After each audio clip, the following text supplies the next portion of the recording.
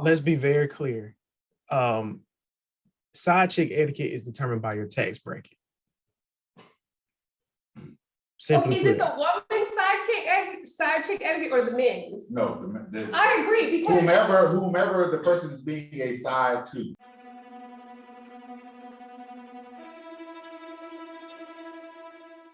People of the universe, you're tuning to the It's Not a Podcast. It's me, Philip the Jr., and today I got my boy BlkCz. Say hello to the people. How we doing? And we have a special guest with us today. Say hello to the world, Mack. Good evening and afternoon. All right. So, Mack, this is your first time on the podcast. So we Any got podcast. Okay. So we Popping his cherry. We popping cherries out here, baby. So listen, so before we get into it, I have a couple of icebreakers that I always ask people that I'm meeting for the first time. Even though I never meet a stranger, especially when they're good friends with a friend of mine, I still have to ask. Aliens, are they real or not? Definitely real. Okay. Have you seen a unidentified flying object or a what is it, UAP? Aerial phenomenon or whatever? No, but there's a lot of things I haven't phenomenon? seen. There's a lot of things I haven't seen, but I know are real. Gotcha. Yeah. Gotcha. No, I asked because I've seen a UFO twice in my life. So I just Yeah. So quick story. I think Jamal, I told you this, but I was in Jamaica on my 1 year anniversary with my wife and one of my friends, and sitting on the beach, and there was a bright light over the water because it was at night. So I just thought it was a star. And so from that bright light, another light just fell and went straight down into what I would assume is the water, but it was out over the horizon, I guess. So I'm like, I've seen shooting stars before. That's not a shooting star. For a stationary light to have another light drop from it and that stationary light stay there. I ain't in the military, so I don't know. Were there any substances involved this weekend? No. I had a few Bob Marley shots, but other than that, nothing crazy. So 2 more questions. Question number 2, are ghosts real? Ghosts? Yeah. No, I don't believe in them, but they can be real. Okay, I can dig it. Yeah. I can dig it. And last question. And maybe I say that just to comfort myself. Well, I have a cousin. Jamal has a good friend who sees entities quite often and just lives with it. So I've not known him to lie to me. So I'm going to say that based off of that, I'm going to say they're probably real. Last question. If a book or movie was written about your life, what would the title be? Wait, say that last part again? If a book or a movie was written about your life, what would the title be? Oh, wow. Yeah, man, I'm deep. I'm deep like that, It's all good.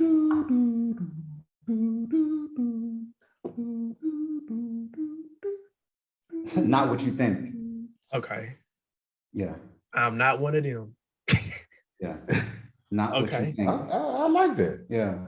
That's it's probably going to be whatever I present to you on the outside is probably not what it is. Okay. Our first conversations, it's probably not what it is. Even if a few things I might say, it ain't what it is. It goes a little deep. I believe everything. There's so many layers to who I believe I am that you can't get you can't get the accurate representation. Can't sum you up. Can't sum you up by the first onion layer. Man, so when you said that, the first thing that came to mind was the thing from Transformers. More than meets the eye. I thought you were about to talk about my Vision Quest. Terrible. We're not gonna talk about you and Optimus Prime on the whiteboard at work.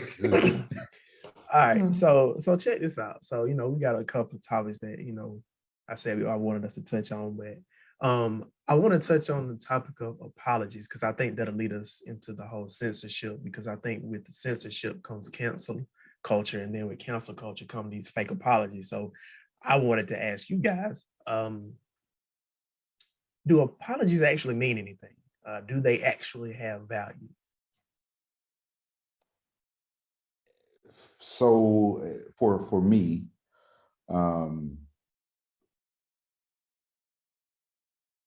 they can, but it depends on if the person apologizing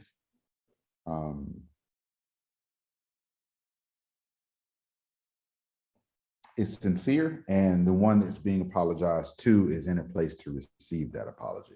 Okay.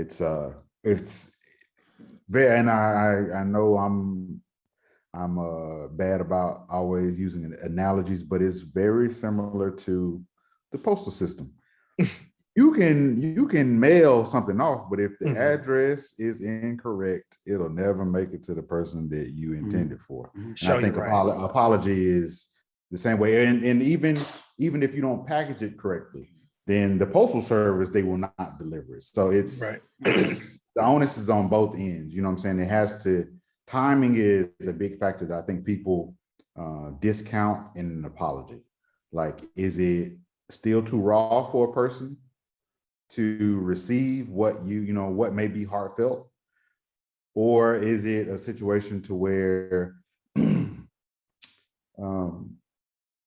you just aren't in a place to do it, whether it be based on pride or, whatever. You know what I'm saying? I think you have to really give time the evaluation it deserves when it comes to an apology. All right. I want us to make sure we come back to that sincere part that you mentioned, but Mac, I'll give you opportunity to answer the question.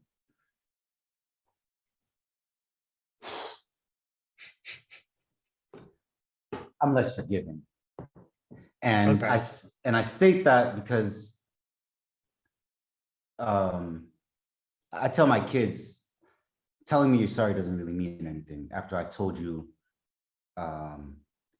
if you put your cup on the computer and it spills over and it breaks the computer, you can't tell me sorry because you've done the deed and I told you not to do it. Yeah. Okay, so we're not going to have this conversation where sorry is going to be enough, because it's not going to be enough. Because if you do something and you hurt your sister, sorry is not going to cut it, Charlie. So there's that level. So sometimes I'm like, sorry is not going to be enough. It's going to be your pre-actions that I need to know that you understand things. And if you come with an apology, with me, it's kind of like words don't mean as much as actions to me. So if you show me in your words, and sometimes it has to only come across with words, I don't want to hear you're sorry. I want you to acknowledge all the faults that you've transgressed against, and what it is that you can do or that you will do, never to let that situation happen again. So there's an acknowledgement of like I need you to acknowledge the whole entire situation. Then I'm going to receive that like, okay. Just talk to it. I don't have to worry about this anymore. Yeah. And it would be to me like,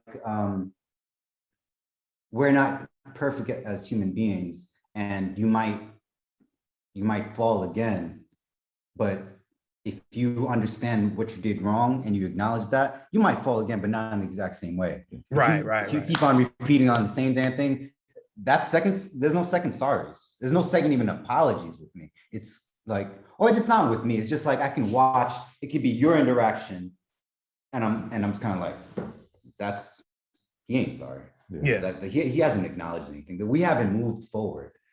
And I think that's where apologies really need to come from. It needs to come from a place of moving forward. And if there's not a situation to move forward, then apology is meaningless. If you get drunk, and maybe not drunk, because that's really an accident, but let's say you kill somebody and I'm the parent and you're going to come to me and tell me you're sorry, I'm like, please keep that to yourself. Yeah. That's never going to be enough. T's and P's, thoughts and prayers ain't good enough. Go ahead. So go dwell on that yourself, basically, is what I mean. So with you saying that, it makes me wonder, are apologies for the apologizer or the apologizee? No, it's an atonement. It's an atonement. It's for that person. I And love that's the why- word. I love the word atone, but when I think Yeah, of and that's atone, I why think of something more sometimes heavy. it doesn't matter Yeah. if you atone for killing my child. Yeah. If you tell me you're sorry, that doesn't do me anything. Yeah. Well, but see, I'm gonna give some slight pushback, but I do agree. But I feel like for me, with the person that I feel like so like for example, my son, I get the most apologies from him, and to my wife, I have to give her the most apologies. And for me, I feel like I'm apologizing for stuff that really doesn't matter. And I'm asking her, is like, do you want me to apologize because it's gonna make you feel better, or because you feel like this is the correct gesture? And a lot of times, Why? I'm saying I'm sorry for stuff that I don't even really feel like I'm sorry for, but I'm doing it to keep, to keep the peace. Yeah. And as far as like with my son, like you were telling about your kids, like, okay, if you put the cup on your computer and you break it, we've already had this discussion, you know what the deal is. Yeah. I tell Kingston all the time, don't tell me you're sorry if you're gonna go back and do it all over again. Mm-hmm. Yeah. The conversation's over and over. You just over. Show me. Yeah. You just show me that you've learned. But at the same time, I mean, he's 5, so it's like, but I want to get him to that point where he's thinking like that, where it's like, okay, if I keep doing the same thing over and over again, there are going to be consequences. Yes.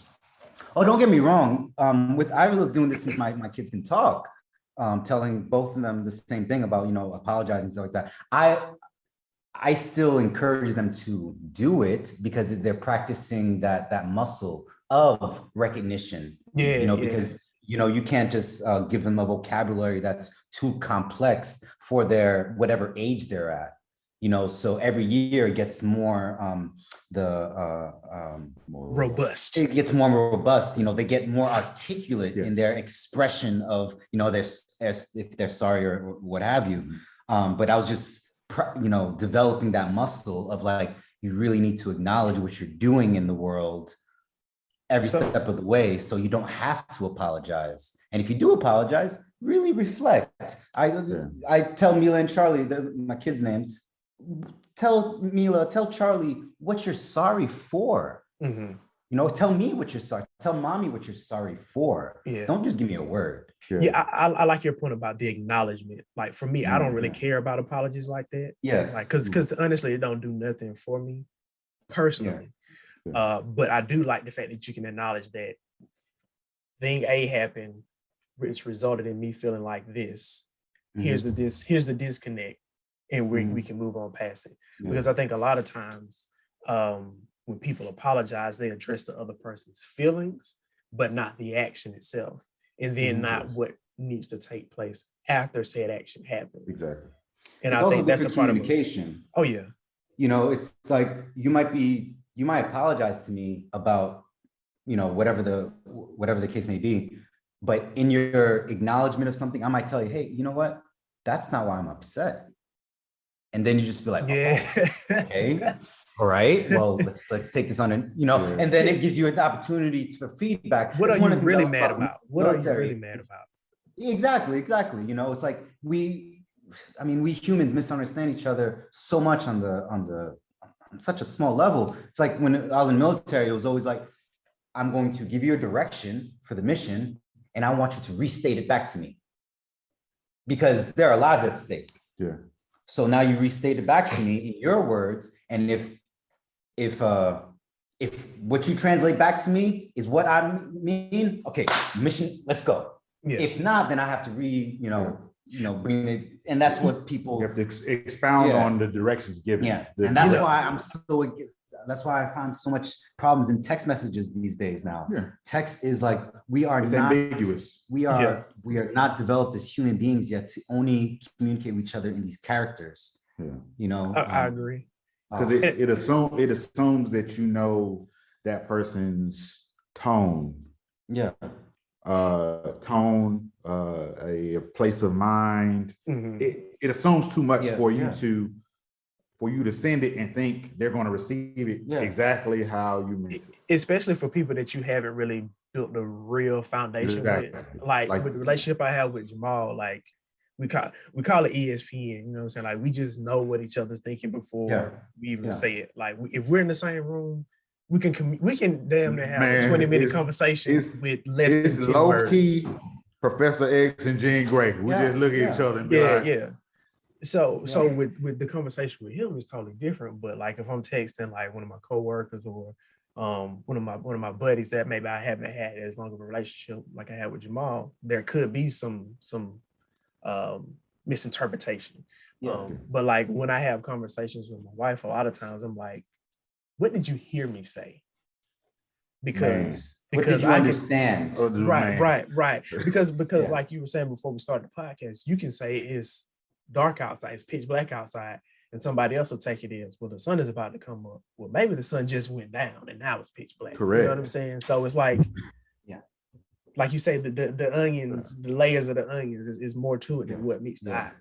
Yeah. And that's like you said, it's humans, we misunderstand each other on such a granular level Mhm. that even though it can promote discord, Mhm. sometimes it's not effective discord. Yeah. What And are we getting then- to?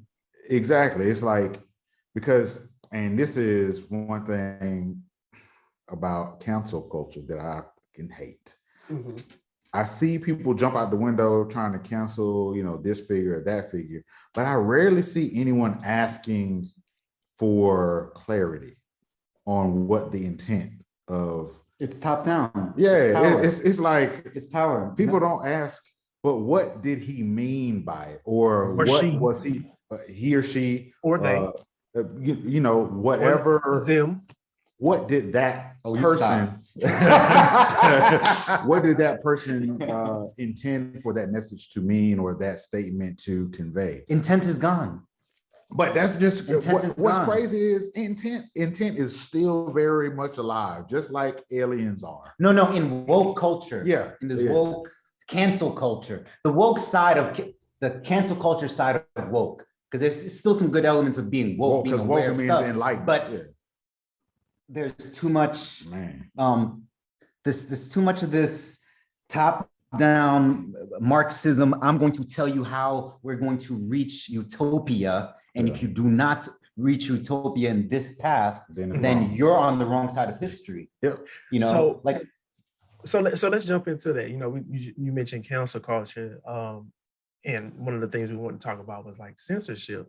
And so I guess my question to you guys is, what is there a happy medium with quote unquote cancel culture and being woke? Is there anything that somebody, okay, let me structure this how I want it. Is there anything that somebody can do that you feel deems them worthy of being canceled? And is there anybody in your life, artist, actor, whomever, that you've actually canceled for their actions? And if so, who was it and what did they do that made you feel like they were worthy enough to be canceled?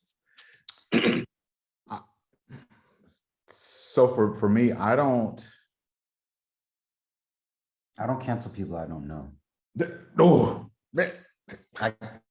that's a word. So an ex-mutual friend of ours, Correct. right? I canceled him. Understood. I canceled him out of my life Understood. because it wasn't fruitful. Beneficial. Well, that's it. That's know what I'm it. saying? That But is it. I can't cancel Bill Cosby. Exactly. Yeah. Me and Bill Cosby don't have a relationship. Yeah. He doesn't affect me. I'll give you Like, I'll give you pushback. I feel like you can, because if you actually watched the Cosby Show on the regular, or if you watched A Different World on the regular and you stopped because of his allegations, then I feel like that is an act of canceling. You know what I'm saying? But I get your greater point about there has to be some type of connection with that person. You have to know. Which, in that situation, I think the reason why culture and media now has made it all the opinions of the world so readily available. Mhm. So Everybody I'm got not- a voice now. yeah, I'm just saying it's not it's easily to be influenced by other people's feelings about something. So I can turn it on and I'm seeing now he's making that joke with his wife on the show about, I'm drugging you or something like that. And then I'm like, oh, this is uncomfortable to watch now. So then Maybe I it was didn't role cancel play. him. Maybe it was role Huh? play. Maybe it was role play. We don't know what they're into. You know, there are limp fetishes out there. If you want to know what it's about, go Man, Google it. yeah. I've been down But that the rabbit thing hole is, the reason why I'm before. saying it like that, the reason why I say it like that, because I'm watching the Dave Chappelle special, Mhm. and he's up there talking about what the media and what some people are trying to cancel him about, and I'm not uncomfortable watching it at the slightest bit. Mhm. I guess because maybe the offense is not as egregious. You know, calling somebody he when you said she, or saying something funny about being transgender, Mhm. doesn't have the effect on me as if men giving women a roofie Mhm. because I have a daughter. So I'm like, Right. I Hypnol. don't know. Huh? I said oral hypnol. Yeah. Like for me, I canceling someone is never my go-to reaction. I like to think of myself as a I don't want to say grace, but or gracious, but I'm pretty forgiving. Mhm. Like I try not to hold a grudge because I know it takes power to hold a grudge. There are two or three people that I know that you hate their guts, and I may be using the word hate out of context, but Yes, I because know I feel like I feel like I have downgraded them from hate. Once I realized, in order to hate, I got to keep recharging that battery. Yeah, and I don't care about those people that much. Mhm. Don't you think it's we should allow the culture, the zeitgeist, to cancel something instead of it being a top down? I have all this influence with, let's say, Facebook, and I'm going to get these people to take you off. You know, it's like a hammer. It's being forced. Let the Just people like the decide. word that we talked about in the beginning of before we started recording. We talked about that one word. Mhm. It has been kind of washed out of the culture because everybody started feeling, it's a funny word, but it does cause so much. It's almost like a social agreement that people have. Exactly. The culture has decided. It took a long time. And I like that. I like that ideology, that method, because it allows it to. It isn't like cancel culture. Exactly. Like that word, because it was gone, it went through a slow matriculation through society. Like it has a lasting effect versus cancel culture. Cancel culture is like milk you buy at the grocery store. It's going to expire in a few weeks. It's like that lap band. Correct. Yeah. Dave put it out best. It's corporate white America. That's what cancel culture is. With this special, the funniest part to me about it is like people were talking about the trans thing so much, and he flat out said, "My issue is not with the trans community. I hate white people." Man. And it was okay. And everybody glossed over that. Everybody glossed over that. Look. You can say, I hate white people. You could say, niggas are getting killed. Nobody talks about it.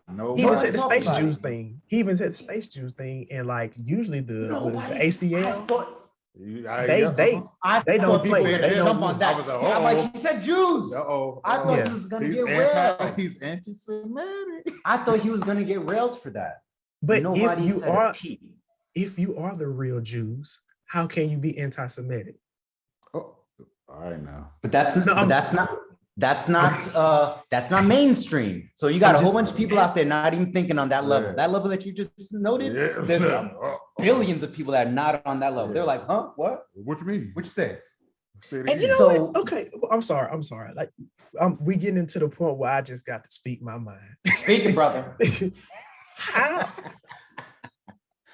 Okay, so Nick Cannon got in trouble about the whole Israelite situation, real Jew situation. I go back and I watch a lot of videos with Malcolm X talking to white people, just sitting down, not even having a debate, but just having a discussion about the plight of Black America and all that kind of stuff. It's black and white, you know what I'm saying, from the 60s, 50s, or whatever. And I'm just like, that's beautiful. We can have people have discord and have honest conversations about tough topics. I really want to see somebody sit down and have a legit conversation with a person who recognizes themselves as Jewish, and then a person that recognizes themselves as a Hebrew Israelite, and actually talk about who are the real Jews. Because I feel like people use their own sources for their evidence. And I would like to sit down and have people have a discussion. I've seen a video on YouTube. A true conversation about it. There's a video with this dude named Dr. Ben, and he sat down and talked to a rabbi, and he was lighting his ass up. And his argument was why he felt that blacks were the real Jews. But that was from like, I'll say the 70s or 80s. But like today, we're not seeing that conversation. And now it is easier to have access to people to have those conversations, but we're not having it. But I just would like to see two people. Because like unfortunately, in this age of information that we're in, communication still is not a top priority of the masses. We would rather be misunderstood and be outraged than to communicate and have understanding of one another. Right. And it's like, you can't even ask the question without getting in trouble. It's like whether it's the whole Israelite Jew thing, whether it's, trans, if you don't understand it, if you just ask a question, you're the bad guy, or, believe her if a woman says that she was raped or whatever the situation is, you automatically have to believe them. When you be like, well, wait a minute, like, was she believe all women? Wait, what? Was she drunk? Some are crazy. Was he drunk? Did she initiate it? Like, what was but as soon as you ask a question, then it's like, oh, so now you're victim shaming. Right. No, I'm trying to get clarity because like I hate that whole shaming BS. If we can't playing around with meaning. Yeah, if we can't have communication, we can't have a conversation about a topic that people have professed to be so profound, so important, then how important is it? Like if it's important enough to bring up, then it's important enough to talk about. And in order to talk about it, questions have to be asked. My God, listen, I hate when somebody be like, oh man, no, I ain't gonna say that. I ain't gonna say that. You thought it, get it out. Let's talk about it. If it has value, we'll cook. If not, we'll get rid of it. And if not, then you at least have a alternative perspective on which to reflect on this thing that may not be as fruitful. Man, it's more food to add to the cupboard. So when you need that nourishment, you can pull it out and use it. Yeah. That's how I see it. Now, with censorship, we talked about before we started recording, Mack, you were saying how it kind of went from like the right was censoring to Live Crew and NWA, and now the left is kind of censoring pretty much with the woke culture. Anything they don't like, they don't seem to fall in line with their ideology or their religion. Don't get me wrong, get me right. I believe that this woke culture is replacing people's religions, because I see a lot of people in the woke movement losing their religion, because I forgot who said it. We'll touch on that too. People cannot live without the religion. If you take away one religion, they'll just replace it with something else. Sure. Because a religion is just a belief system. Community. You might be in the CrossFit camp. That's your religion. You might be in the paleo camp. That's your religion. You might be in this woke camp. That's your religion. A lot of this Marxist stuff is, religion is the opium of the masses. I'm like, okay, yeah, sure, but what are you going to replace it with? He doesn't point that out, and he doesn't point out that we will replace it with something. Yeah. We will replace it with our new group identity or our new group social, our social ideology, and that's what I believe that a lot of people are. They've adopted this notion of this Christianity has been applied to hold people down, to be controlled. So let's throw the baby out the bathwater. So everything good that was with that, let's not discard it all, because it was given to us by people that had ulterior motives. Who had perverted it. But what they don't acknowledge is, what are we going to replace that with? Because just like religion, addicts replace one addiction with another. And if I may go as far as this, I think addiction is a part of human nature.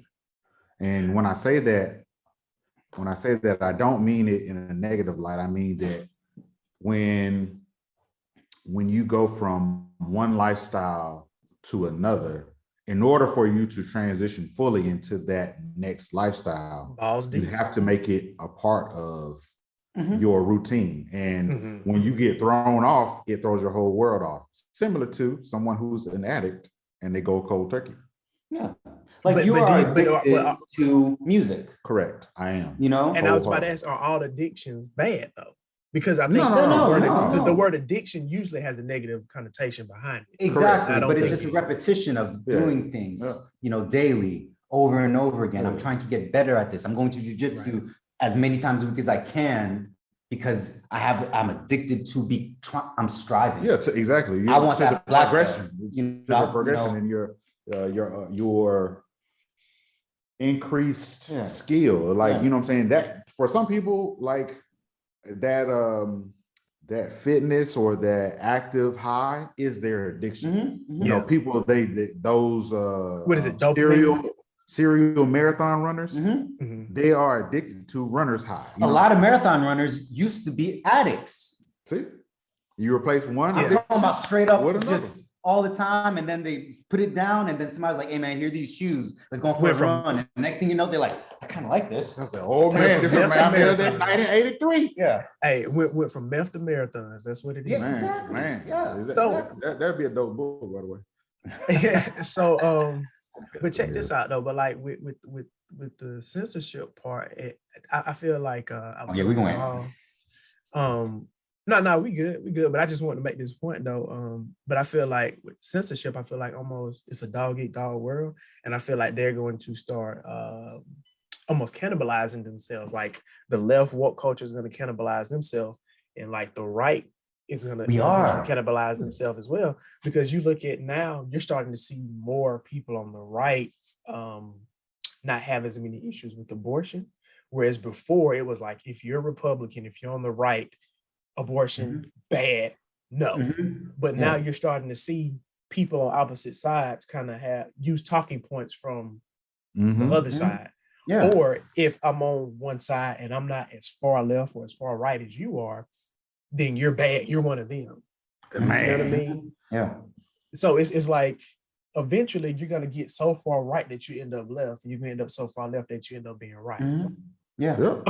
Speak amongst yourselves on that topic. I gotta find this YouTube clip, and I'm gonna tell y'all the name of it. Discuss that idea. You said that we're eating ourselves perfectly, because it's getting to the point where you can't be, you know, like this gender pronouns thing. You can't get, you know, before it was acknowledge when or he, him, hey, there, sir, Z. You bring it to my attention and I'm going to acknowledge them. Okay, that's how you feel. Yeah. Like, all right, that's cool. But now it gets to the point where you have to guess what I'm feeling at this time of the day, which is dangerous. And if you don't address me properly, then you are a Nazi.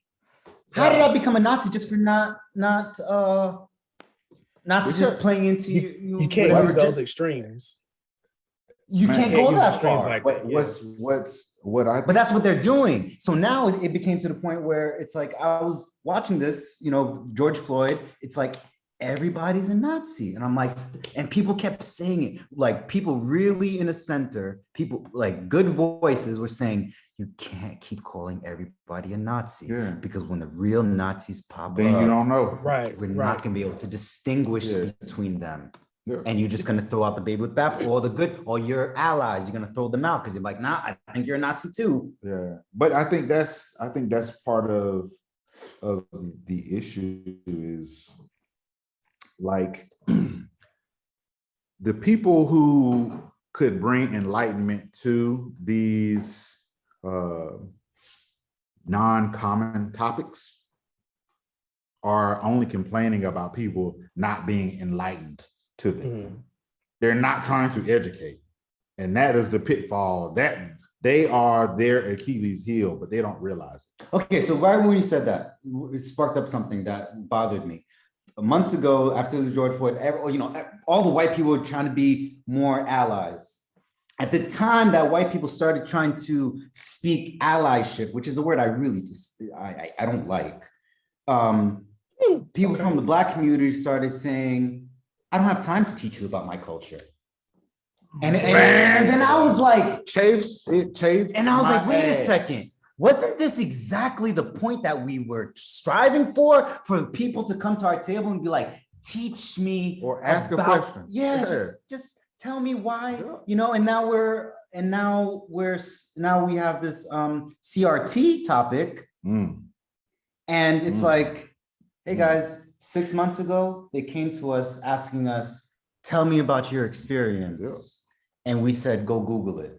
And now you're trying to force feed them CRT, which there are good and bad elements of CRT, but you're not even explaining to them the best part of CRT, what we want to keep. So here's we just want to teach them about Black history. We don't want to tell you guys that white people bad. We want to just be like, no, we couldn't get the other side. All we just want to say is we couldn't get loans in the 60s when we came back from Vietnam. So there's a separation in the wealth, the gap, the wealth gap. And that's what we want to teach them. That's all we want to teach. This is my issue with the CRT thing. I feel like when you swing the pendulum too far to one side, it's gonna come back the other way eventually. And I think, like you said, we're just trying to teach the truth. We want people to know the truth. Or a more holistic view. Correct. Truth is. There was truth in what we've been told. It's just like, we want to give you another element. Expound on it. Say it. We want to expand upon it.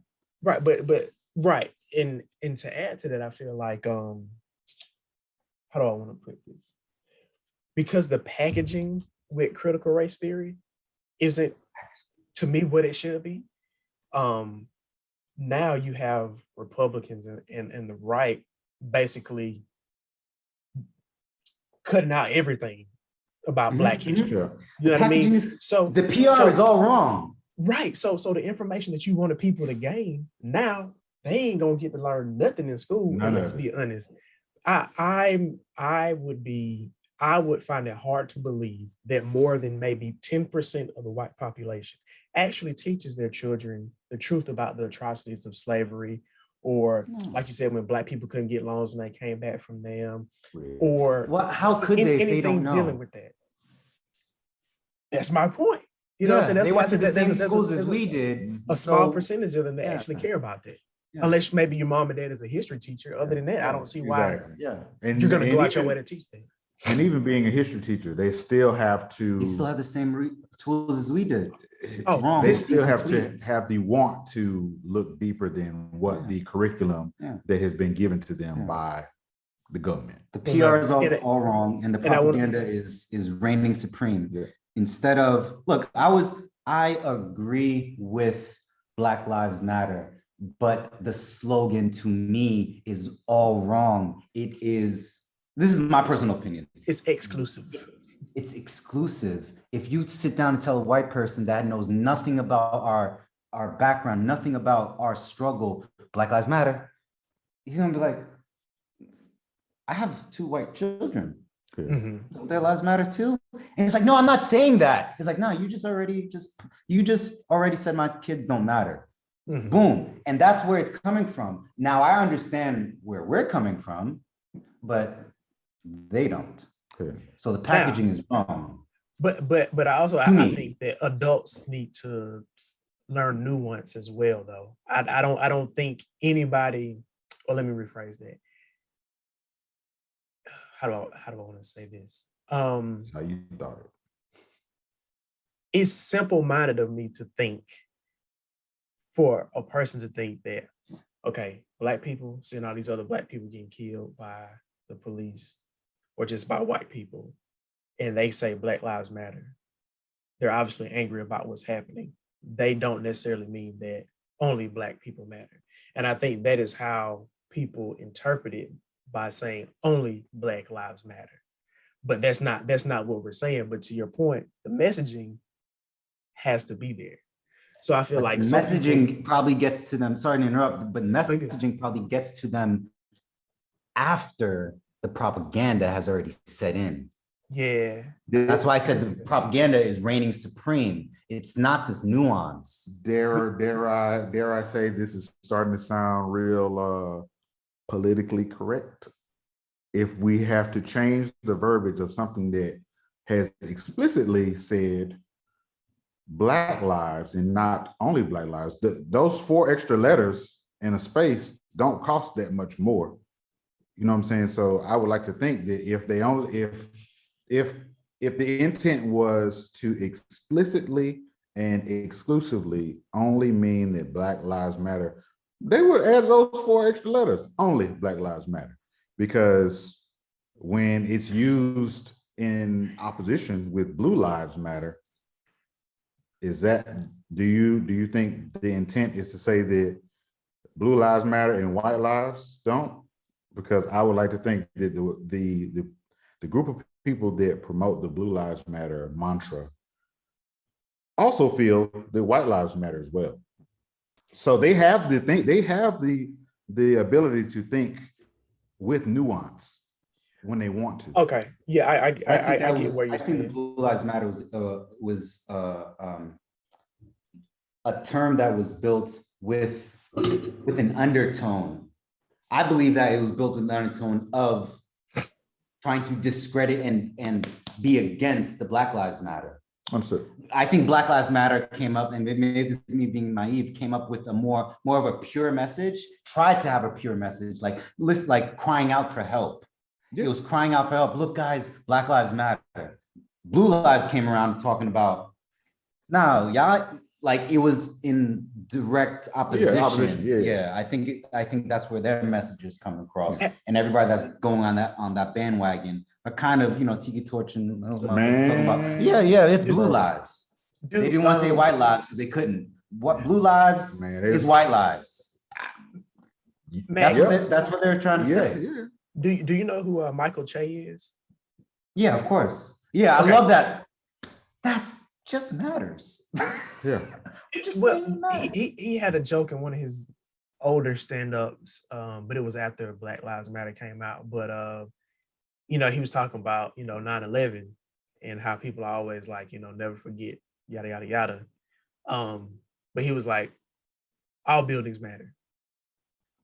Think about how that sounds when somebody wants to talk about 9/11 and the Twin Towers, and then building 5 or 8 that was like 3 blocks away that just fell onto itself. That's a whole nother conversation because we all know about 9/11, and I'll just leave it at that.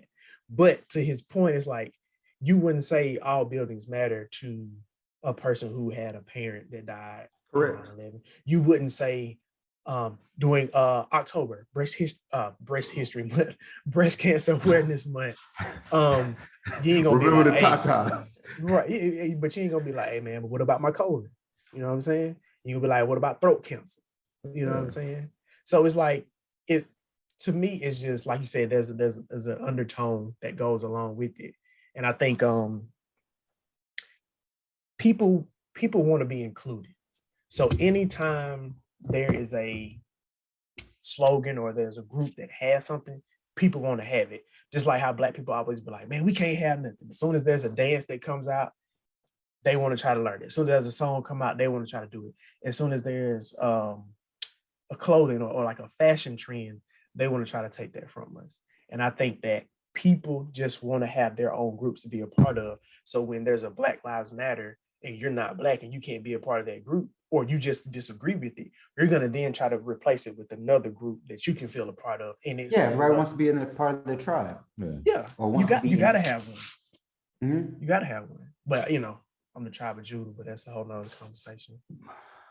But I think if we're trying to have a social movement that should affect not just one tribe, we can't name it Okay. to deal with, to be just addressing one tribe. Yeah, You yeah, know, I can do it that. needed to be, look, this Black Lives Matter is about accelerated police force, or just it's about police, because white people is getting it too. Yeah, it's just not. Mexicans are It's getting not it fun too. to talk about. It's not sensationalized. Exactly, You know? because then it waters down one But group's also, message. when little Timmy or Tommy get killed by the police, they're going to be dealt with swiftly compared to when, you know, Leroy and Jaquan and all those other guys. So what? And Tyrone. Yeah. Call him. If I always said, if I had a time machine and I could go back, and I couldn't go back to a certain point to where we could all still be in the motherland doing our thing, thriving without our natural resources, I would just simply tell whoever started Black Lives Matter just to say all lives matter. Just say that. Just that would have been great. Just let that would have been great. Slogan. Yeah, because the whole point of it would have been like, all lives matter. We need because to that is the point. attack police reform. We need police reform, because it didn't be, Black Lives Matter wasn't a police reform debate. It was just about Black people not getting killed. Our existence. We weren't trying to, the point was, what it should have been was, we need to reform how police, we need to get rid of qualified immunity. We need to get rid, stop allowing these police unions to be so strong. We need to, it was all about changing the structure of the police. Yeah. Better training, all that good stuff. Better training, give them more funds for better training. I want every cop first year to spend 90% of the time in jiu-jitsu class, so they actually know how to restrain somebody. Man, they need to be ahead, Mom. that. But again, I say we are teetering into PC land, because that's basically what this is. If you say Black, it's frowned upon, but if you say all, it's not. Okay, that's, but what does that mean, though? What does that mean, though? And when I say getting into PC land, is because in PC land, you have to say a thing a certain way for it to be accepted. No, I don't want it to be accepted. I want it to be effective. Thank you. Okay. Yeah. I want us to actually raise change. So if I change one word and I get 1 million people saved, I don't care if I had to change my word. I want affect, not affect. Yeah. You know what I'm saying? Yeah. So I want this to actually, I want to wake up in a year and be like, man, you're trying to give it traction. Yeah. I don't want to be sexy just because you don't want it to look good. You want it to have, you want mud tires on that thing, not a kid. Yeah. Not like it. It's not sexy. It's not sexy to say all lives matter. When you're cooking a meal, you want it to taste good. You don't want to have too much salt. You don't want to have too much pepper. You want it to taste right so it'll go down. And the easier it'll go down, the more people can accept it. You know what I'm saying? There's a reason why fast food tastes so good, because of the grease. And sometimes we might have to be more PC.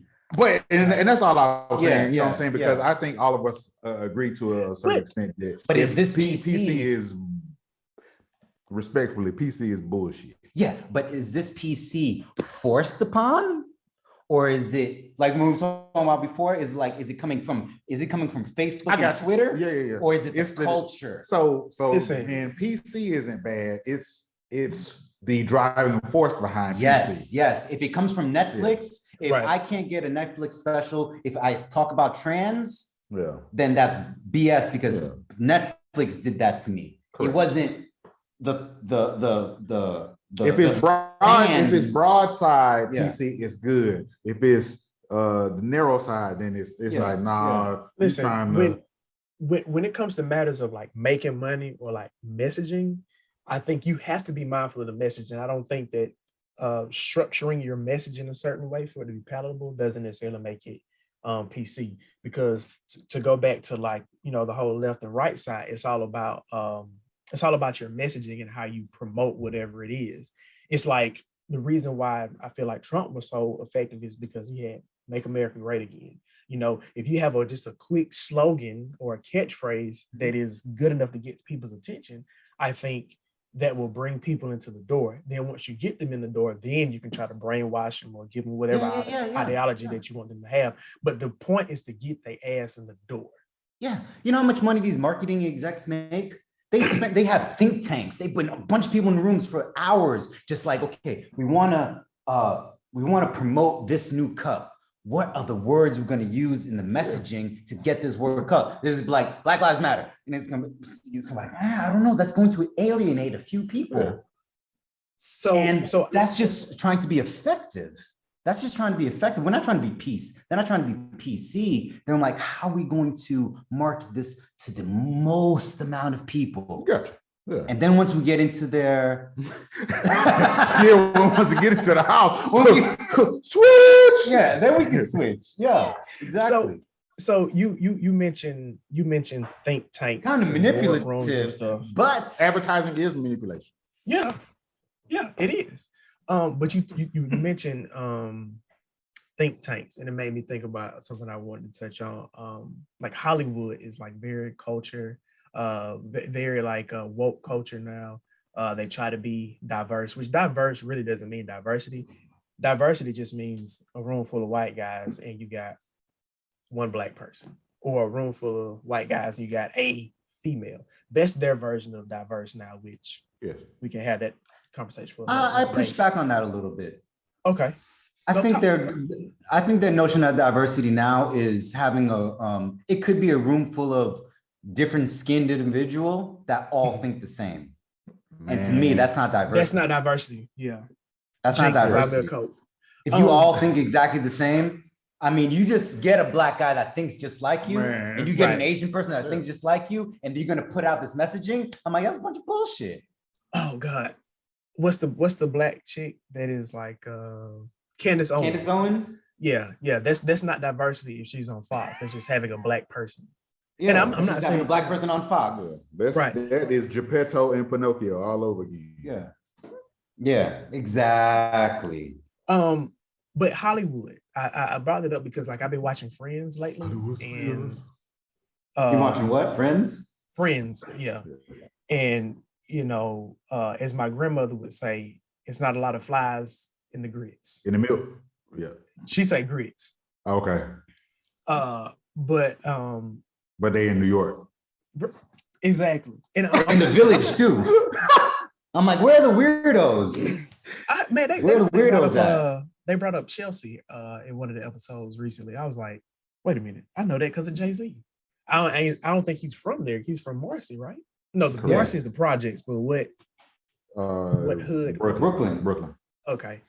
Gotcha. But anyway, so it's like it ain't a lot of black people. And then like I was watching a movie that was more recent than Friends. I think it was she's not She's Out of Your League. Oh man, it was she's just Jennifer Love Hewitt. Was Jennifer Love Hewitt was after by the way, they were graduating. By the way, Jennifer Love Hewitt is thicker than cold grits. Boy, when she was on that show on TNT a while back, I was like, oh, okay, I see. But she always been nice like that. Man, but anyway, but have you seen her? She filled out. Yeah, have you seen her now? Like, where'd she get those hips from? She thicker than racial tension in Mississippi, boy. Oh man, you know where to drop that link at. But anyway, but there was a dude that walked in and just pretty much yelled at people and called them maggots, for a better term. Yeah. And I was like, so Hollywood is woke, but we letting maggots fly left and right. You know, we don't have any black people on Friends. It's like, and they're in New York, like you said. So it's like, what? Is there any black people on Friends? Not even a cameo? I think later on the tall black chick that was a comedian, but her kind of comedic style is more of that Judd Apatow, you know what I'm saying, like that. Joey smash a sister in one episode. He was smashing everybody. Man, he might have been a boxer, stick and move. Yeah, pretty much. But like, do you think that movie that you talking about? Hmm. Do you think that we could have a movie with an all black cast that's not considered as a black movie? Mm. For example, I love We Will Smith. can, but it's just from the perception, you might get a greater audience. Or I can't even say that because Black Panther did so damn well. Yeah. But know? I wouldn't necessarily classify that as a black movie. That was to me, that was just a comic book movie, and he just so happened to be black. True. But so Now, then like, for you me, have to like, say then what is a black movie? Okay, so Is I was just about to say, it based on black stereotypes? Tyler Perry, I would consider that is a black movie. King Okay. Richard, I would say that is a movie that is about black people. I would say So Get Out. it's more about the culture, the messaging. There's a messaging in the what culture is being portrayed from this movie. Yeah. Tyler Perry, that's a black culture being portrayed in that movie. Black Panther was Marvel. It was Marvel's universe, but just from the perspective of it was a hero movie. Black character. It's a hero Right. movie. Yeah, I believe it's a hero yeah. movie, and we're all looking for heroes in life. That's why that's why the Greek mythology is so great, so entwined in our culture. Christianity, Judaism, Islam is ingrained because there's heroes. Everybody loves a hero movie, and I think that's why those. I need a hero. Yeah, I think it was just multi-dimensional. So everybody can. So what's a white movie? Because I don't feel like we declare movies. We don't declare movies being white. They're just movies, and then there's black movies. But I think the fact that we have black movies and we just have movies is an even bigger issue. Because here's my thing. Let's be perfectly honest. If The Notebook had Morris Chestnut and Vivica A. Fox in it, would it have done the same numbers? It would have been what you call it. It would have been Brown Sugar or Love Jones. But that's my point though. Like, we have to have black movies, or we have to have movies with black actors and actresses that are pretty much the exact same movie as another chick flick or a rom-com that stars white people in it. So I'm saying, I feel like if you're just doing a general movie and it's just about a couple, why should it matter what color they are? Because like I said, The Notebook should be able to be played by black people and to be It should be able to do the same numbers. Right. Now The Wood, or what's the other one? Best Man. Like, to me, that has to be from the black experience in my head, because I feel like that experience is something that you're just not gonna get from the white perspective. But maybe that is why there is a difference. Is because follow me here. So for,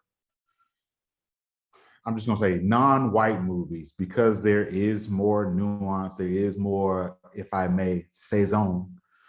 Maybe that is why we declare those things to be black movies. Yeah. Because it's just like you got food and you got soul food. You call soul food because the niggers cooking. Put more into it. There's more thought, there's more flavor, and there's more culture. Yeah, there's more culture. Yeah. Because soul food is not just what necessarily we grew up on. Soul food is hearty, like it takes you, it transports you.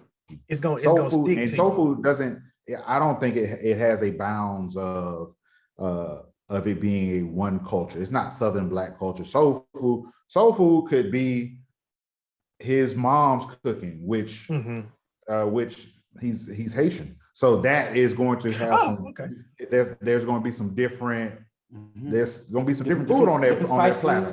Different spices. Soul food could be some authentic Indian food, and it's because it has a place. Whereas I think for your non-ethnic movies, I think they don't get a specific title because they are generic. They're great value movies, for the lack of a better phrase. They don't have a brand. Because you have to, I think everybody can agree, some of those movies, Joy Luck Club, I'm thinking of like real things that have, weight to them. They do good with Black and white audiences. Correct. Yeah. Because I think they try to do a job of, they just go in there with the math and those think tanks. Like, look, we're trying to make this movie a box office hit. Boom. I want this to be in white movie theaters in Connecticut, and I want this to be shown in Harlem, and everybody be crying all on cue. Yeah. You know what I'm saying? So when they go at it at that, but then you have a Tyler Perry, and he's saying this flat out: I make movies for my people. True. There's nothing wrong with that. And he can do it. And he can do it. But that's when you're like, okay, that's a Black movie. Yeah. Because it's targeted. It's made in a way that if you're playing in that theater in Connecticut, They're gonna be a loss. they're gonna be like, why is everybody laughing? why is he making fun at the raisins in the potato salad? Yeah. That's how we make it. I like raisins in the potato salad. My favorite. So they're gonna be like, I don't get this joke.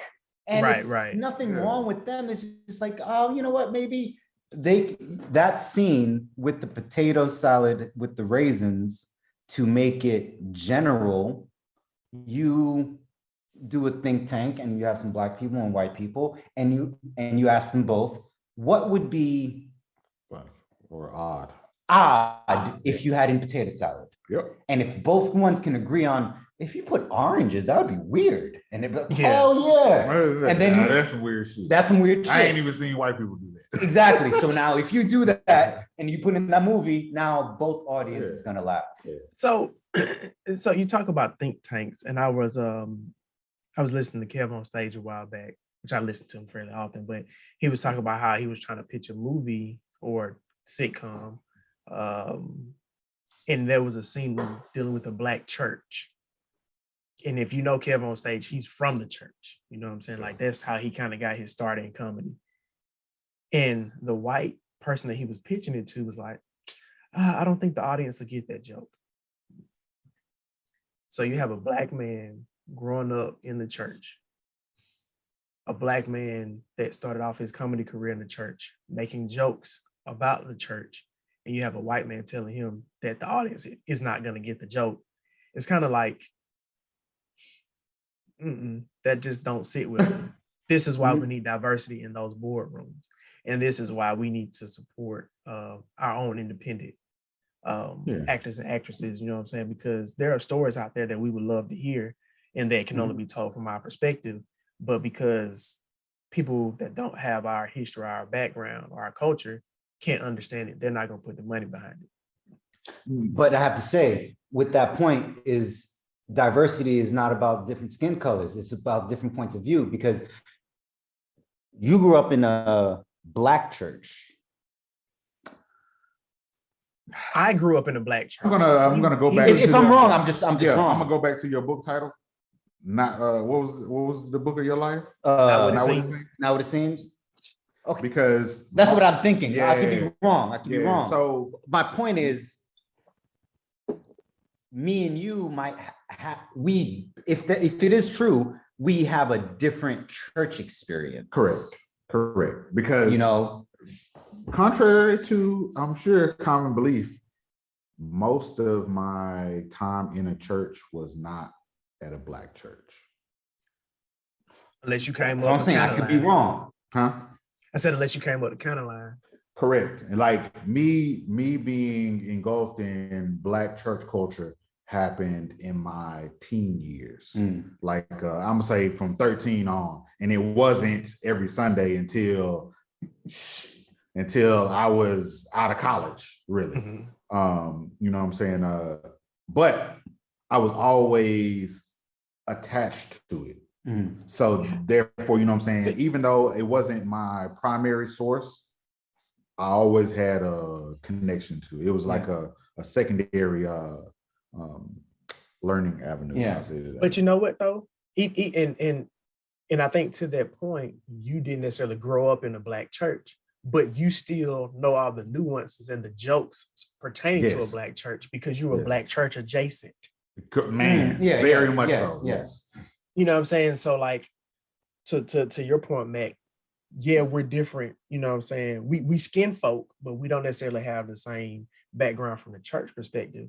But there is a certain, and I'll say assumption, and I know we shouldn't assume, but hey, it is what it is. And that was an assumption. Yeah. There's a certain assumption that even though you didn't go to the same type of church as this person did, because we share the same skin, that joke is going to make sense to you because you've been exposed to it.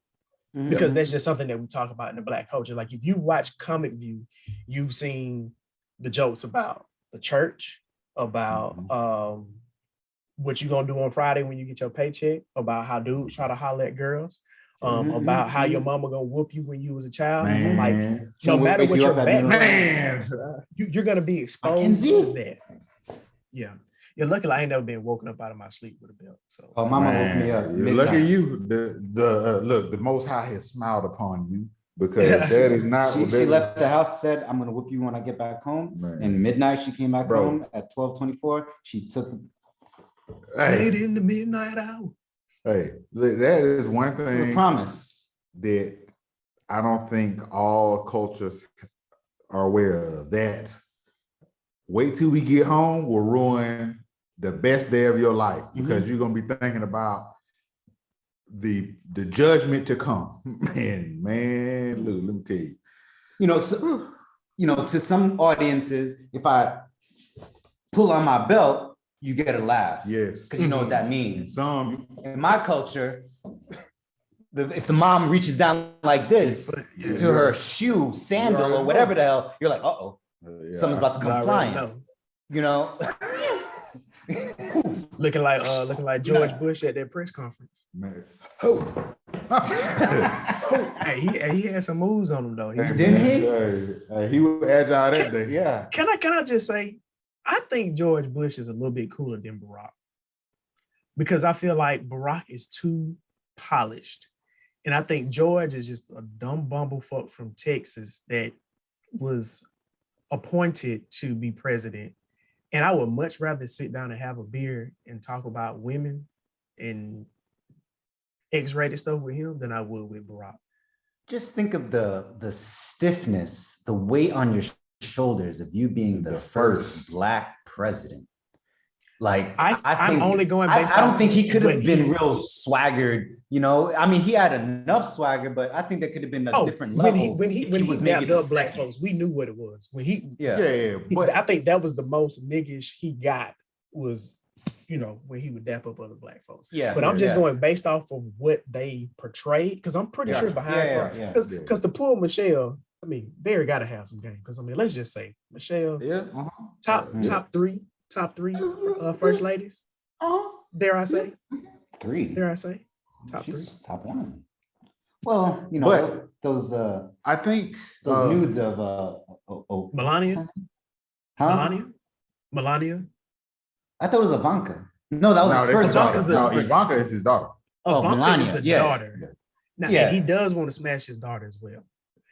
On the View, he said, "Look I at her. She know. wasn't my Yeah, he daughter. said I'd be some weird dating her." stuff. Yeah, he Yeah, has he's said some weird. very Hey, cringe. that's how he wanted. That's how he wanted to stay to that. Alabama. That's how he wanted to stay to Alabama. That was like, he fuck his daughter. Hey, that's our guy. Roll Tide. We just lost our Alabama audience. Yep, baby. But listen, there are plenty of states that I can find something negative to say about. So y'all ain't the only ones. If I may, to your point about Bush versus Obama, I would pose that we think about if Muhammad Ali had been the first Black boxer, would he have been as flamboyant, as boisterous as he was, if not for, is it Joe Johnson? Jack Johnson. Jack Johnson. My bad, Joe Johnson played for the Hawks. But I think Jack Johnson kind of opened the door for Muhammad Ali to be as outspoken as he was, because he didn't have to bear that weight of being the path burner. To be clear, Jack Johnson, he wasn't playing that PC bullshit. He was still smashing He was white women slanging. with He was like slanging white women. So All right, man. openly, Forgive me. openly, Forgive me. and the fact that ain't nobody touch him. I'm just saying, but I get your point. Like when you're the first, you're like you're the example that everybody's gonna see. Yeah. So now when you're the first Black president, it's like you're speaking for all of Black America. And I think that's kind of where he failed, because you really can't speak for all of Black America because we're not a monolith.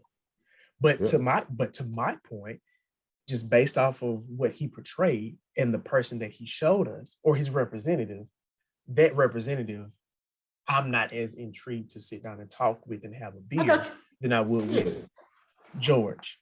Now, I still would enjoy a conversation with Barry, but I think George, specifically for a beer and to talk about women and to just, chill out, I think I would rather talk to him. I hate that Barry caught on. That they couldn't say Barack or didn't want to say Barack. So they were like, you know what? We're gonna brighten this up a bit. Yeah. We're gonna call you Barry. And you know me, I hate Barry is what most white people refer to Barack as. That's not his fucking name. Barack is his name. And they try to call him Obama like it's disrespect because they're not calling him Mr. President. Every president is usually referred to as their last name. Mm-hmm. Now, Clinton, when they're just speaking about them, now when they announce them or they say, "Hey, we have President whomever on the show," or I think the respect Barack Hussein. I think the respect level of the office has been going down since Bush. And I think it was heightened at Bush and making fun of him to Obama. Shame on you. I think the putting them at the on a plateau. Yeah. I think that's been going down. Yeah. Maybe. But I think Barack, not just with the title of the presidency, but even America's street cred is going down. Oh yeah, and it has been plummeting since Clinton. Well, it's really plummeted at your boy. But I also think Orange Man. But I also think that just the position itself is losing traction because people are now seeing that president really don't matter. Because all they're gonna do is sign an executive order. Yeah, that's the biggest power they have. But when you look at the House and the Senate, that is where it goes. Because it happened with Bush. Because when I was over here the first time with the army, and I remember Germans I was talking to, like, what's wrong? Why Bush? He's so stupid. Like, they had it. Like the respect level started going down internationally when we put. We really got to think about who's going to be our number one. But that's why I use Clinton as the shelf, as the star. I said since Clinton, because it was like Clinton.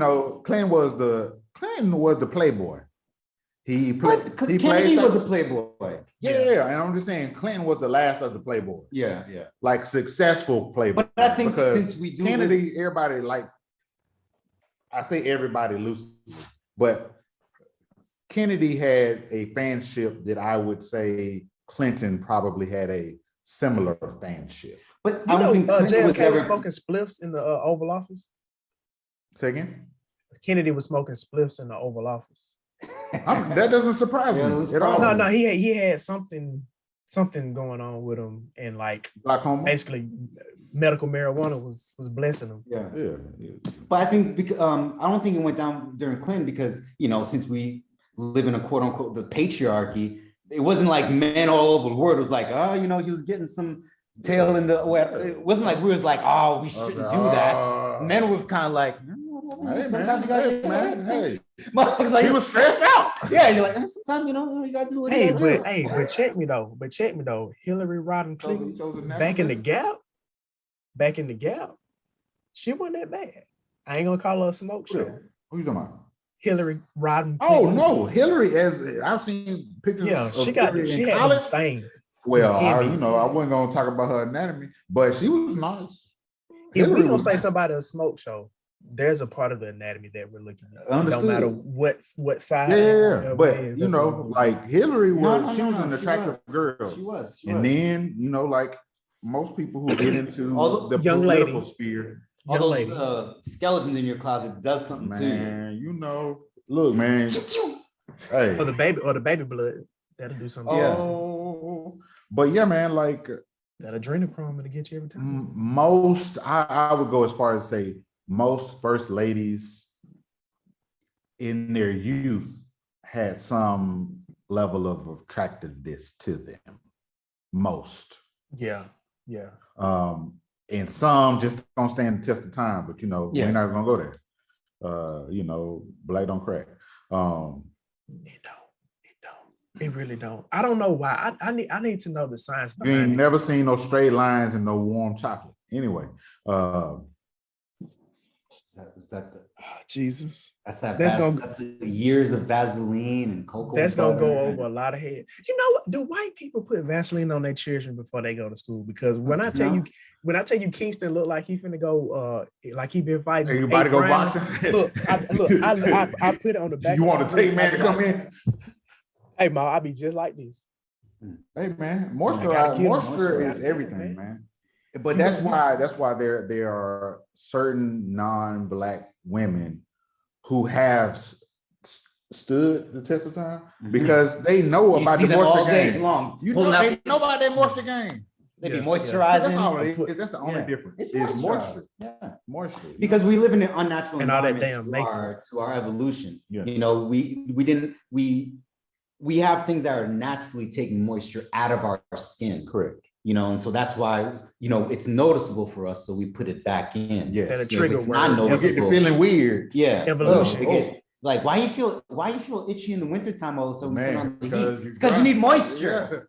But you said evolution. I don't want to upset any of our Christian listeners. You know what I'm saying? The earth is only 2,000 years old. I apologize for my co-host comments there. I don't want to offend anybody. He's being insensitive. Yeah, you know. Well, you know what? It's not just a Christian audience too. It's some of the plant-based people don't want to talk about evolution either. Oh Jesus. Are you serious?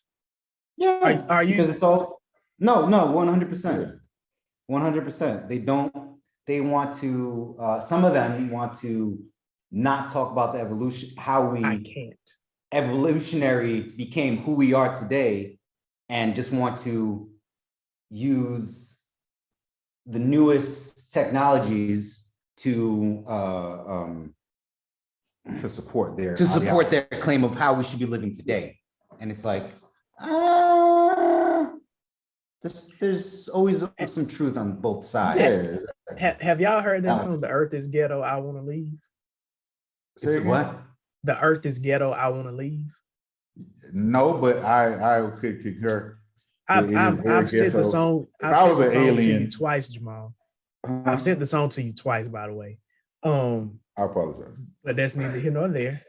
But when you said that about I apologize for ignoring the fact that you have provided me with an opportunity to learn about this song, and I will take better care of addressing links that come in the future. and you want to know something funny? This is gonna be my see? tangent, and See then what I we'll did close there? it off. Yeah, I see what you did there. I see what you did there. My quick tangent. Brandon sent me something on Instagram, and I noticed it had the little dots at the bottom, so that means you got to swipe. And so I swiped, and then I went back to the group or the DM, and I liked what he sent. And so I sent some other stuff, and he was like, "But did you swipe on the link I sent you?" I was like, "I always swipe.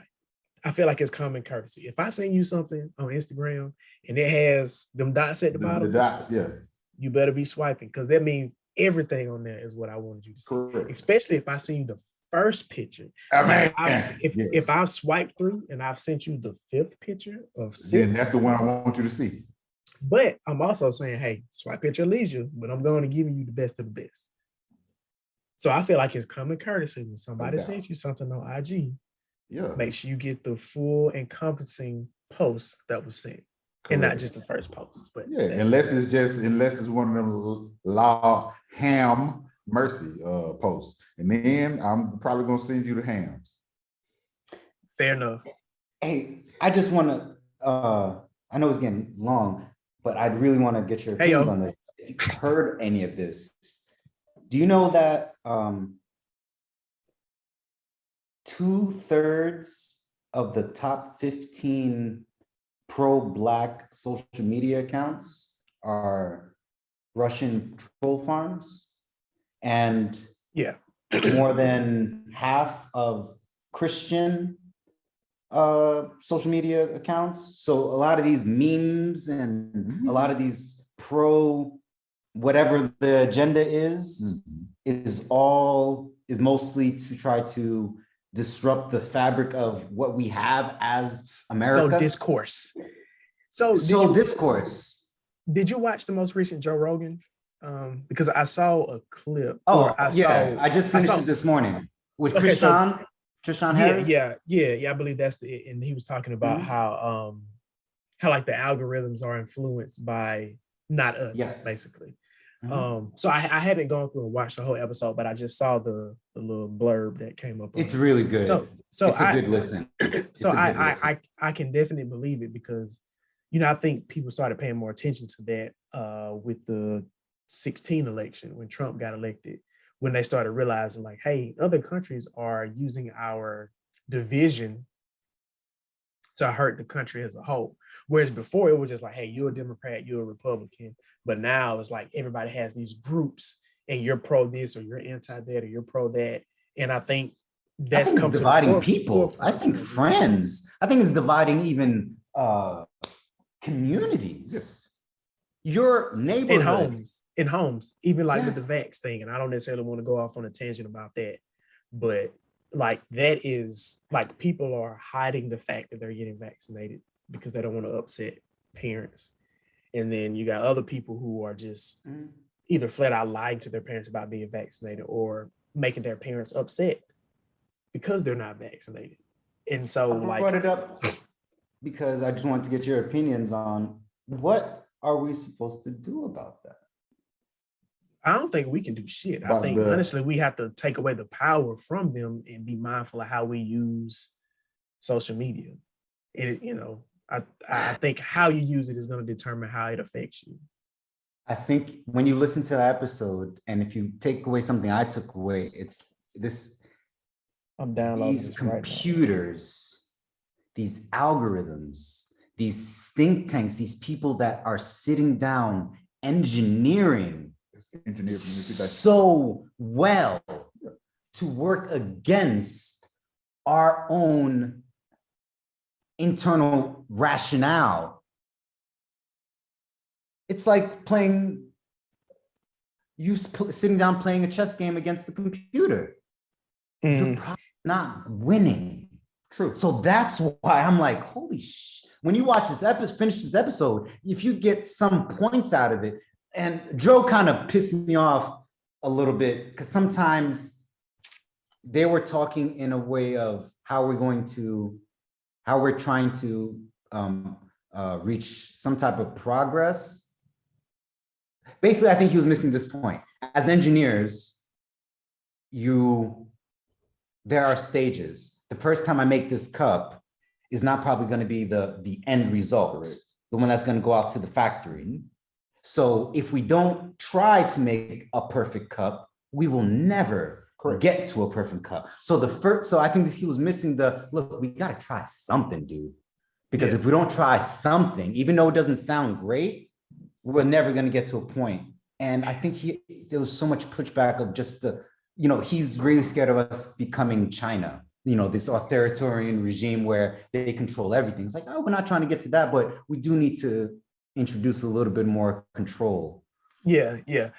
Structure. And I like your point about if we're not trying to make a perfect cup, then a perfect cup will never be made. It will never. You know what I mean? And I think to a bigger point, I think sometimes we focus too much on the outcome, and I feel like fuck. What is it, Joe Harbor, Bill Harbor, David Harbor, whoever he is, he know who he is. He ain't listening to it, but he know who he is. Fuck him. Sometimes people focus on the outcome too much, And I think we need to focus on the little things, like step by step. Will Smith Right. always tells this. Will Smith always tells the story about how his dad made him and his brother build a wall one summer, and he was like, the focus was not to build a perfect wall. The point was to lay a perfect brick each time. And once you lay thousands of perfect bricks, you have a perfect wall. And I think to the building of a perfect society or a perfect way that we deal with the algorithms, like it's going to be a step-by-step process. I don't think it's going to be a one-stop shop for fixing that issue, because it's been ingrained in us too long. So it's going to be hard for us to like just, do it overnight. So there has to be steps in place. And even like that's spot on. Like as Thank you.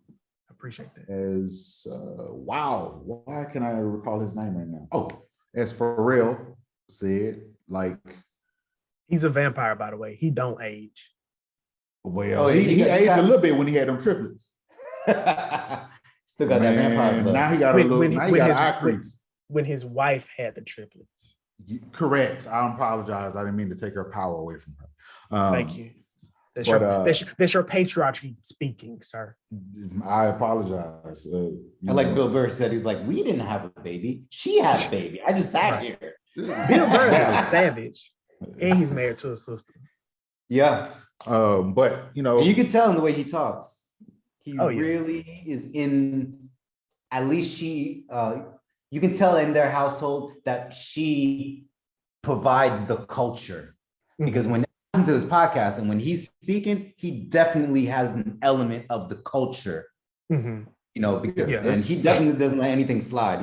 When you're aware authentically, you speak from a different perspective.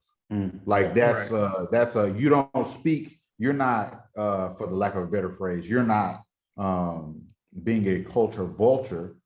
You're just speaking from an awareness that most people don't have, because they don't have that.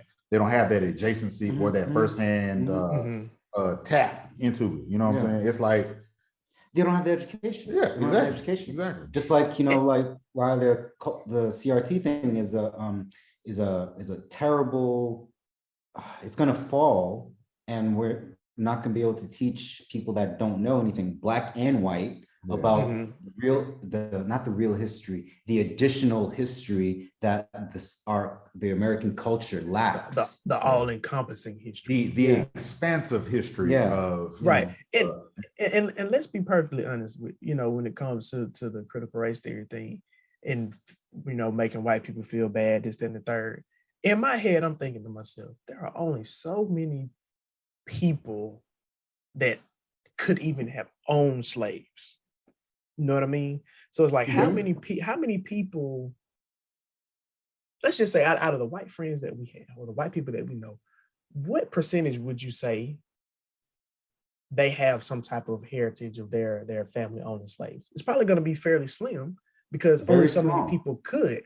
With that being said, you still can go back and look at when dogs is being sicked on folks and water hoses being sprayed on people. We can all say we probably have white friends that have a great grandparent or a grandparent or a mom or dad who was out there watching that shit happen and let it happen. That has a crispy sheet. That has a crispy sheet in their closet. I'm talking about icy white. Yeah. And so I'm gonna close this out. And that's why group guilt thing is a terrible thing to push on people, because it's like not all white people have ancestries tied to slave ownership, and not all white people have ties back to white supremacy. And a lot of times we're putting them into there are good black, good white, and bad black and bad white. Correct. Yeah. And if we put all black people into a box, we get upset. Correct. But I think a lot of times in this new culture of wokeism, we want to put everybody that doesn't share our skin complexion into a box. Correct. And we have to stop doing that if we want real allies, because we're turning some people against us. True. Yeah. But I would like to say that I think there's also a group of, I'll say white and black people that are choosing to not acknowledge things that actually took place. Oh yeah. And that to me is the issue. And that would be my only for CRT, is because I think with CRT, if it's done in a not targeted way, but a holistic, let me give you what you already have learned, but the additional footnotes to what you've learned as to how things came to be what they are today, is because I think though even the innocent people need to be aware that when you look at your fellow citizen of the US, this could be a hand in why they may not have the access that you have. Yeah, just give them the facts. Yeah, you know what I'm saying? They should be able to determine what the opinion should be. Correct. Don't give them your opinion. Yes. Because I don't want to hear your opinion. Correct. Give me the facts. Correct. Yeah. And that's what CRT is. The bad portion of CRT to me is teaching an opinion of why we are. The issue is the race.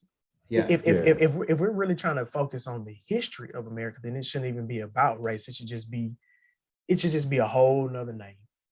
Flat out. It should just be, this is what we have. Yeah. But like, what's controversial about me telling you that when I joined the military, we went to Vietnam, and you promised me a VA loan so I can buy a house in this area, right? And then when we come back,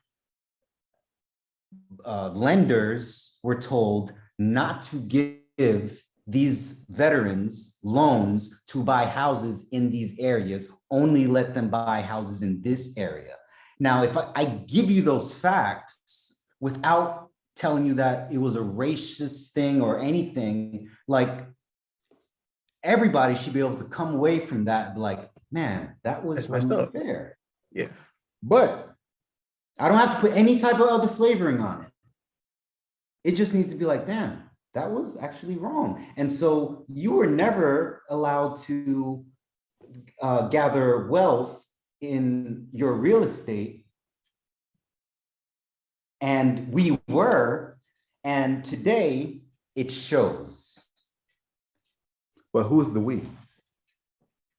No, I told you the people of color weren't allowed to. No. All you said was this group of people weren't allowed to buy in this area. Yeah, so it was very ambiguous, and that to me is no. I wouldn't be ambiguous. Okay, I would state that Johnny White was able to buy property over here, and Johnny Black was not. That would be I would not be ambiguous. No. Yeah, because that's important. That's the point. And ambiguity, I think, is what has screwed a number of citizens of the U.S. because then they can be like, no, they never said it was black, white, no, and then different. It's that's like, that's miseducation. Yeah, and that's like being a child of a educator, being friends with children of educators. Like, I think even though I know our mothers and fathers have done their job to the best of their abilities, I still think that the curriculum was designed in a way to mislead and to miseducate. Because if they were giving what is the full truth and not partial truth, then there would be no need to have a discussion about critical race theory. And I think that's it would be common knowledge. Yeah, exactly. And that's the issue. It's not common knowledge, it's cultural knowledge. I don't want to, but we're gonna have to leave it there. But I like this discussion just in general. So Mack, we're gonna have you back on in the very near future, inshallah. You know what I'm saying? We got to make sure that happens. But you know, you've heard the podcast before. So when I ended off, you know, I always ask everybody to say something positive to the people. So Mack, I'm gonna ask you anything positive you want to say to the people. It's nuance in everything. Try to discover it. Yeah. Stay out of the gray. Get in the black and white, man. The gray is fun at times, but sometimes you need the black and white. Wow.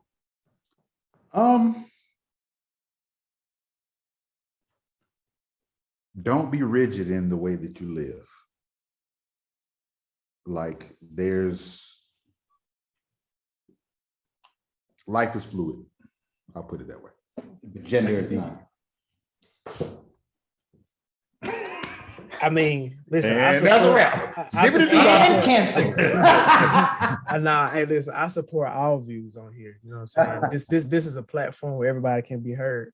But I just want to say to everybody, listen, man, your inner circle is not a circle to keep you in. It's a circle to help you grow and to also protect you from outside issues.